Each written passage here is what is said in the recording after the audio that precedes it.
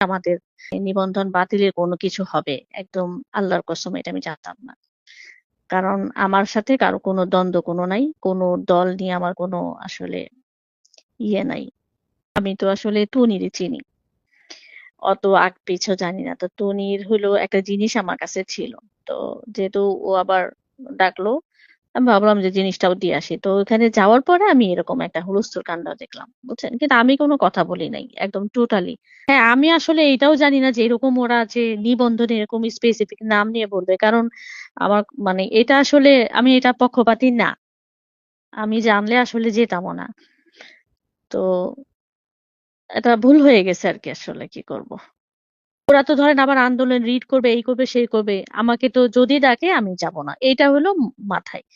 যে next time ডাকলে আমি আর যাব না। আমি এরকম একটা পরিস্থিতিতে পড়ে যাব আমি নিজেও বুঝি না। এটা আমার জন্য এটা আমার ইমেজের জন্য খারাপ হয়েছে। কারণ ব্যাপারটা হয়েছে যে আমি তো আসলে কোনো এগুলো বুঝি না। রাজনীতি রও বুঝি না। আর তাছাড়া হচ্ছে যে মানুষ ব্যবসা করে খাই।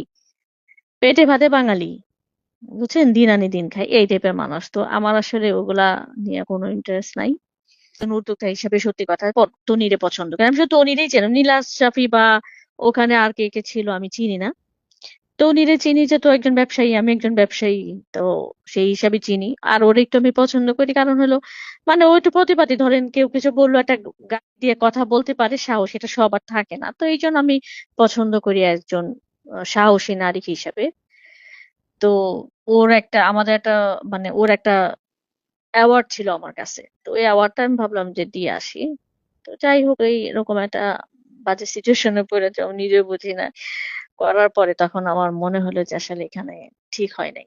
একেবারে আল্লাহর কসম এটা আমি জানতাম না। আমি জানলে মোটেও যাইতাম না। কারণ কেন আমি যাব?